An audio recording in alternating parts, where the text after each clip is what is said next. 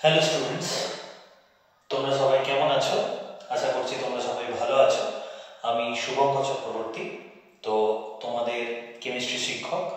তো আমি ক্লাস 11-এ রসায়নের দ্বিতীয় অধ্যায় অর্থাৎ অ্যাটমিক স্ট্রাকচারে দুটো টপিক আজকে কভার করব, দুটো ছোট ছোট টপিক, যার মধ্যে 1 নম্বর হচ্ছে মিলিকেনের অয়েল ড্রপ টেস্ট, যেটার মাধ্যমে ইলেকট্রনের আধান সম্বন্ধে আমরা জানতে পারবো। আর 2 নম্বর হচ্ছে অ্যানোড রে টিউব টেস্ট, যেটা গোল্ডস্টাইন করেছিলেন, যেখানে আমরা প্রোটনের আবিষ্কার সম্বন্ধে জানতে পারবো। তো চলো আর বেশি দেরি না করে ভিডিওটা শুরু করা যাক। তো মিলিকেনের যে অয়েল ড্রপ টেস্ট, সেই মিলিকেনের অয়েল ড্রপ টেস্টের সেটআপটা এরকম ছিল না। কি নেওয়া হয়েছে? একটা অ্যাটমাইজার নেওয়া হয়েছে, যেটাকে আমরা বেসিক্যালি কি জানি, যে আমরা সেলুনে যেটা দেখতে পাই আর কি, যেটা স্প্রে করে। অ্যাটমাইজার নামটা কেন বলছে? কারণ ছিল হচ্ছে এখানে যে লিকুইডটা, সেটা এক একটা ড্রপলেট, মানে এক একটা ড্রপের আকারে যাচ্ছে, যেটা এক একটা পরমাণুর সঙ্গে সমান। সেই জন্য এটাকে আমরা অ্যাটমাইজার বলে থাকি। সোজা কথা বলতে গেলে এটা হচ্ছে আমার স্প্রেয়ার। ঠিক আছে? তো এখানে আমার নেওয়া হয়েছে কি, তেল নেওয়া হয়েছে। সেই তেলটা এখান দিয়ে স্প্রে করা হচ্ছে, এবং এখানে মিডিলে যে অংশে এখানে একটা ছিদ্র রাখা হয়েছে, একটা ব্যারিয়ার মতো করা আছে, আর দুটো প্লেট রাখা হয়েছে। সেই যে দুটো প্লেট, তার মধ্যে একটা প্লেটের মধ্যে হোল করা আছে বা ছিদ্র করা আছে, এবং সেটা ধনাত্মক প্রান্তের সঙ্গে ব্যাটারি যুক্ত। ঠিক আছে? আর অপর যে পাতটা রয়েছে সেটা ঋণাত্মক প্রান্তের সঙ্গে যুক্ত। আর কি করা হয়েছে? এখানে একটা টেলিস্কোপ রাখা হয়েছে, যেটার মাধ্যমে আমরা পর্যবেক্ষণ করব কি হচ্ছে। আর এই দিক দিয়ে আমার এক্স-রে পাঠানো হচ্ছে। এবার মধ্যবর্তী যে সেটআপটা, এর মধ্যে কিন্তু বাতাস বা বায়ু রয়েছে। এবারে যখন এখান দিয়ে স্প্রেয়ারগুলো যখন স্প্রে করলাম, যখন যে তৈলবিন্দুগুলো যখন আসছে, প্রথমে কিছু ছিল না, আমরা দেখতে পাচ্ছি ড্রপলেটের আকারে সেটা ধীরে ধীরে নিচে গিয়ে পড়ছে।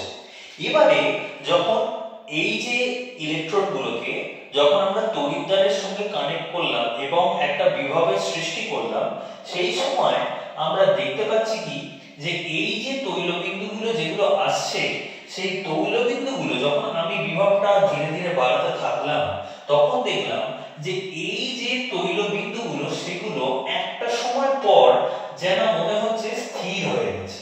এবার এটা কেন হচ্ছে, স্থির কেন হচ্ছে? বলছে যে এই যে মাঝে যে বাতাসটা আছে, যে এয়ারটা আছে, সেখানে থাকা যে পরমাণুগুলো, সেগুলো কি করছে, এই যে অ্যাটমাইজারে তো পরমাণুতে রূপান্তরিত করলাম তৈলবিন্দুগুলোকে। এবারে তার মধ্যে যখন এক্স রশ্মি পাঠাচ্ছি, তো গ্যাসের মধ্যে থাকা যে পরমাণুগুলো, সে কি করছে? শক্তি শোষণ করছে এক্স-রে থেকে। এবার শক্তি শোষণ করলে সে কি করবে? তার মধ্যে থেকে পরমাণু থেকে ইলেকট্রন নির্গত হবে, এবং সেই যে নির্গত ইলেকট্রন, সেগুলো যদি এই ড্রপলেটের মধ্যে কোনো না কোনো একটা পরমাণু যদি গ্রহণ করে নেয়, তাহলে স্বাভাবিকভাবেই সেই ঋণাত্মক আধানে আধানগ্রস্ত হয়ে যাচ্ছে। কারণ এক্স রশ্মি থেকে গ্যাসটা আয়নিত হওয়ার পর যে ইলেকট্রনটা তৈরি করলো, সেই ইলেকট্রনটা তেল দ্বারা গৃহীত হয়ে সে ঋণাত্মক আধানগ্রস্ত হলো। এই অবস্থায় আমি তো এটা ধনাত্মক আধানে আধানগ্রস্ত করে দিয়েছি, অর্থাৎ ড্রপলেটটা হয়ে গেছে ঋণাত্মক আধানগ্রস্ত, আর পাতটা হয়ে গেছে ধনাত্মক আধানগ্রস্ত। এই অবস্থায় যেটা হচ্ছে, যেহেতু আমি এটাকে উচ্চ তড়িৎ বিভবে যুক্ত করে ফেলেছি, তখন আমরা একটা সময় পর দেখতে পাবো এই ড্রপলেটটা নিচে আসছে না। বেসিক্যালি এই জায়গাটায় কি হয়েছে? স্থিতিশীল হয়ে গেছে, স্ট্যাগন্যান্ট হয়ে গেছে। ঠিক আছে? সেটা আমরা লক্ষ্য করব। ঠিক আছে? এবারে এটার ফলে যে জিনিসটা ঘটছে, বা আমরা যেটা দেখব, যে ওখানে যেটা দেখেছিলেন বা ক্যালকুলেট করেছিলেন, যে এক্স রশ্মির মান এবং বিভব পার্থক্যের মান, আর তার সঙ্গে সঙ্গে এই যে ড্রপলেটের ভর, একে কেন্দ্র করে আমরা এখানে যে আধানের মানটা ইলেকট্রনের পেয়েছিলাম, সেটা হচ্ছে approximately 1.6022 into 10 to the power -19 coulomb. ঠিক আছে? তো এই যে -19 কুলম্বে আমরা পেয়েছিলাম, আর আমরা আগের দিন যেটা দেখেছিলাম ক্যাথোড রে টিউব টেস্টের ক্ষেত্রে, যে E/m অর্থাৎ আপেক্ষিক আধানের মানটা যেটা পেয়েছিলাম 1.7588 into 10 to the power 8, approximately যেটা পেয়েছিলাম 10 to the power 8 কুলম্ব পার গ্রাম, এই জিনিসটা পেয়েছিলাম। তাহলে এই দুটোকে কাজে লাগিয়ে আমরা এখানে ভরটা ক্যালকুলেট করতে পারবো। তো এই ক্ষেত্রে আমরা যে ভরটা পেয়েছিলাম, এটাকে কাজে লাগিয়ে ইলেকট্রন ইলেকট্রনের যে ভর পেয়েছিলাম সেটার মান আসছে, সেটা হচ্ছে 9.109 into 10 to the power minus 28 গ্রাম। এটা অ্যাপ্রক্সিমেটলি পেয়েছিলাম। আর এটাই যদি এসআই তে আমরা মানটা দেখি সেটা হচ্ছে 9.109 into 10 to the power minus 31 KG. অর্থাৎ এখানে ইলেকট্রনের আধান এবং তার সঙ্গে সঙ্গে আপেক্ষিক আধানকে কাজে লাগিয়ে আমরা ইলেকট্রনের ভর ক্যালকুলেট করতে পারলাম। আচ্ছা, এখানে আমরা যে আধানটা ক্যালকুলেট করেছিলাম যেটা বললাম, সেখানে সর্বনিম্ন মান কিন্তু এটা পাওয়া গেছিল, ঠিক আছে। অর্থাৎ এই যে ইলেকট্রনটা যে বলছিলাম যে অয়েল ড্রপ যেটা রয়েছে, সে কখনো একটা ইলেকট্রনও গ্রহণ করতে পারে, দুটো ইলেকট্রনও গ্রহণ করতে পারে, ঠিক আছে। তো স্বাভাবিকভাবে আমরা প্রতি ক্ষেত্রে দেখছিলাম যে এই যে আধানের মানটা তার গুণিতক পাচ্ছি আধানের মানটা, ঠিক আছে। তো এক গুণ হলে এটাই বেরোচ্ছে, দ্বিগুণ হলে মানে দুটো ইলেকট্রন মিলে এর জাস্ট ডাবল মান পাবো, ঠিক আছে। তো এটার মাধ্যমে আমরা আধান একই সঙ্গে আপেক্ষিক আধান এবং সেটাকে কাজে লাগিয়ে আমরা কিন্তু ভরটা ক্যালকুলেট করতে পারলাম। তো এই ছিল আমার মিলিকানের অয়েল ড্রপ টেস্ট। তো এবারে আমরা যে দ্বিতীয় টপিকটা দেখব সেটা হচ্ছে ই গোল্ডস্টাইনের অ্যানোড রে টিউব টেস্ট। চলো এটা শুরু করা যাক।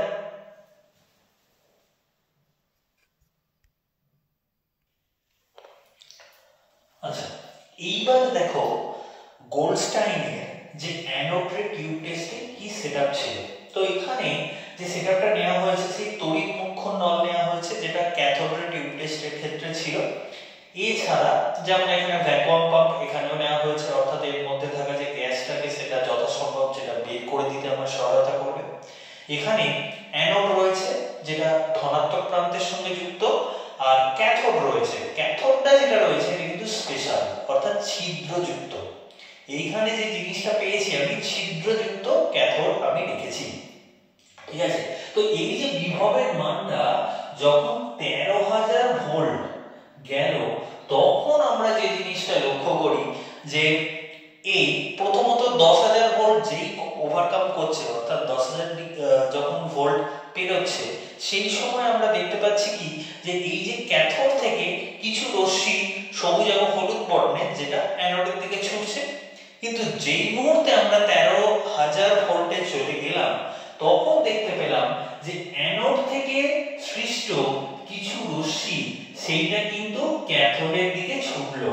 এবং শুধু তাই নয়, যেহেতু ক্যাথোডের মধ্যে থাকা এই যে ক্যাথোডটা সেটা যেহেতু ছিদ্রযুক্ত, তাই সেটা ভেদ করে এটা কিন্তু এই যে জিঙ্ক সালফাইডের যে প্রলেপ বা পর্দা করেছি সেখানে গিয়ে কিন্তু তার যে ছোট ছোট ডটের মতো অংশ চিহ্নিত করলো বা সৃষ্টি করলো, যেটার মাধ্যমে আমরা বুঝতে পারছি যে অ্যানোড থেকে কিছু রশ্মি এখানে গেছে এবং তার বর্ণটা ছিল হালকা নীল বর্ণের, ঠিক আছে। এখানে যে বর্ণের এটা সৃষ্টি হয়েছিল সেটা হালকা নীল বর্ণের।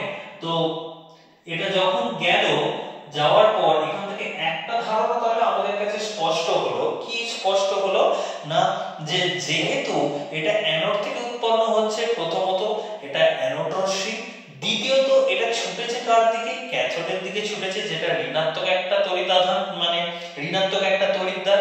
তো স্বাভাবিকভাবে এই রশ্মিটার যে তাড়িতিক চরিত্র সেটা ডেফিনেটলি ধনাত্মক হবে।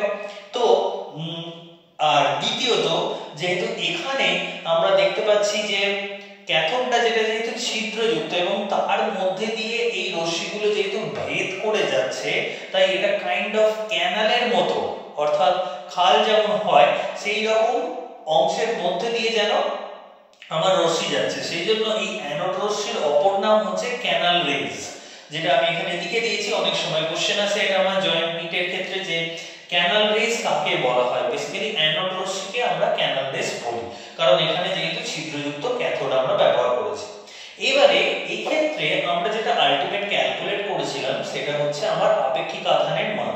তো এই আপেক্ষিক আধানের মান এই ক্ষেত্রে যেটা আমরা ক্যাথোড রে টিউব টেস্টের ক্ষেত্রে দেখেছিলাম 1.76 × 10⁸ কুলম্ব পার গ্রাম, সেই মানটা যেমন যে কোনো গ্যাসের ক্ষেত্রে ধ্রুবক থাকছিল, এখানে কিন্তু সেটা হচ্ছে না। এখানে আমি যে গ্যাস পরিবর্তন করে দিচ্ছি সেক্ষেত্রে আধানের মান কিন্তু হাইড্রোজেনের ক্ষেত্রে যে ম্যাক্সিমাম আপেক্ষিক আধানের মান আমরা পেয়েছিলাম সেটা হচ্ছে 9.579 × 10⁴ কুলম্ব পার গ্রাম। এইবারে এটা আমরা জানি যে একটা পরমাণু নিস্তড়িত হয়, অর্থাৎ যতগুলো ইলেকট্রন ততগুলোই আমার প্রোটন অবস্থান করে। আর দ্বিতীয়ত আরেকটা ধারণা আমরা এখান থেকে পাই, সেটা হচ্ছে ইলেকট্রনের যে আধান আর প্রোটনের যে আধান সেম, কিন্তু দুজনের যে চিহ্নের মানটা সেটা কিন্তু আলাদা হয়ে থাকে।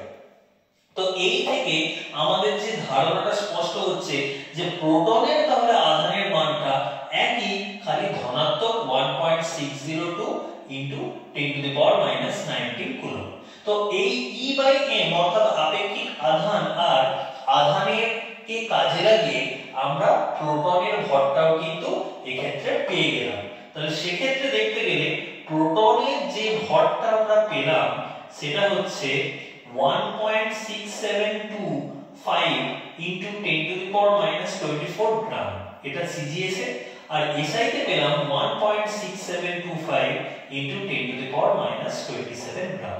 অর্থাৎ আজকে আমরা যে যে জিনিসগুলো শিখলাম তার মধ্যে ইম্পর্টেন্ট হচ্ছে অবশ্যই ইলেকট্রনের আধান ক্যালকুলেশন, 2 নম্বর হচ্ছে ইলেকট্রনের ভর, আর হচ্ছে প্রোটনের আধান আর প্রোটনের ভর।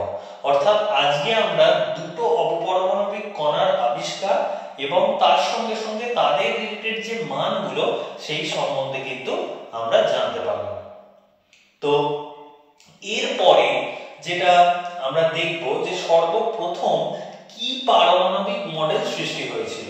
তো সেই যে ব্যাপারটা, অর্থাৎ আমাদের থমসনের দেওয়া যে পাম্প পুডিং মডেল, সেই জিনিসটা কি ছিল এবং সেটাই যে আমাদের প্রথম কোন বিজ্ঞানী দেওয়া যে পরমাণু মডেল ছিল সেই সম্বন্ধে জানবো। এবং দ্বিতীয়ত আমরা রাদারফোর্ডের যে গোল্ডফয়েল যে স্ক্যাটারিং টেস্ট সেইটা আমরা কিন্তু পরের ভিডিওতে জানবো। তো চলো, সবাই ভালো থাকবে এবং অবশ্যই যদি আমার ভিডিও ভালো লাগে তাহলে বন্ধুদের মধ্যে শেয়ার করবে, লাইক করবে, আর যদি কোনো ডাউট থাকে তাহলে অবশ্যই তোমরা কিন্তু কমেন্টে লিখবে। চলো, দেখা হচ্ছে পরবর্তী ভিডিও।